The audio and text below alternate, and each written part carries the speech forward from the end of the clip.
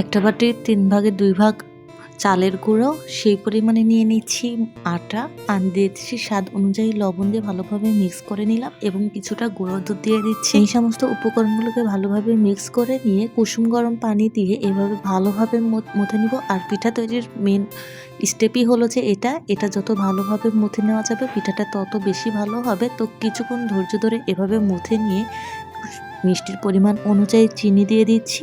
এই পর্যায়ে চিনি দিয়ে দিলে পিঠাটা খেতে ভালো লাগে। আর মেন চিনিটা যাবে তোমার পুরে, পাটিসাপটার পুরটা। এভাবে আমি চিনিটা গলিয়ে নিয়ে এখন পাতলা ডো করে নিলাম। এখন আমি পুরটা তৈরি করব, সেজন্য কিছুটা নারকেল নিয়ে নিচ্ছি। দিয়ে দিচ্ছি 2টা সাদা এলাচ, অর্ধেক তেজপাতা, আর দিয়ে দিচ্ছি 1 চিমটা লবণ। 2 মিনিটের মতো ভেজে নিয়ে যখন সুন্দর একটা গন্ধ ছেড়ে দিয়েছে নারকেলের, তখনই দিয়ে দিচ্ছি করে রাখা খেজুরের গুড়।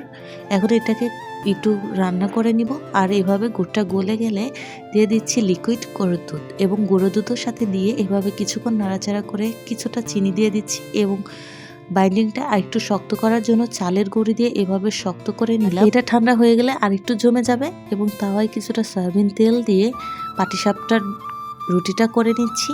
এভাবে চারপাশে গোল করে নিয়ে এভাবে যখন চারপাশে ফুটো ফুটো হয়ে যাবে এবং উপরের দিকে সিদ্ধ হয়ে আসবে, তখন পুরটা দিয়ে এভাবে পাটিসাপটা করে নিব। আর পাটিসাপটা করতে করতে চলো গত ভিডিওর কমেন্টগুলো তোমাদের সঙ্গে শেয়ার করা যায়। চিতল মাছের রেসিপিতে কমেন্ট করেছে সো ইয়াম্মি। জালাল ভাইকে অনেক ধন্যবাদ। সেলিম খান কমেন্ট করেছে খুব সুন্দর হয়েছে আপু। ঈশানী কমেন্ট করেছে ওয়াও। মৌসুমী হালদার কমেন্ট করেছে দারুণ রেসিপি। উনি আলম ভাই কমেন্ট করেছে সেই রান্না আপু মাশাআল্লাহ। মনিকা দিদি কমেন্ট করেছে বাহ দারুণ হয়েছে। অনেক ধন্যবাদ তোমাদেরকে এইভাবে আমার পাশে থাকার জন্য আর এভাবে আমার রেসিপির প্রশংসা করার জন্য।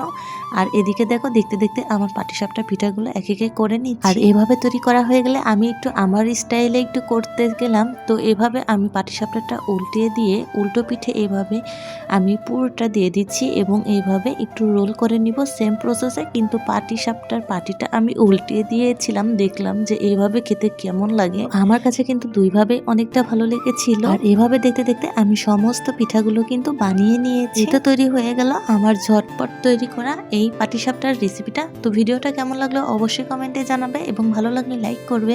আর তুমি যদি আমার চ্যানেলে নতুন হয়ে থাকো অবশ্যই চ্যানেলে সাবস্ক্রাইব করবে, নোটিফিকেশন অন রাখবে নেক্সট ভিডিও পাওয়ার জন্য। আজকের জন্য এ পর্যন্ত দেখা হবে নেক্সট ভিডিওতে। সে পর্যন্ত ভালো থাকো, আল্লাহ হাফিজ।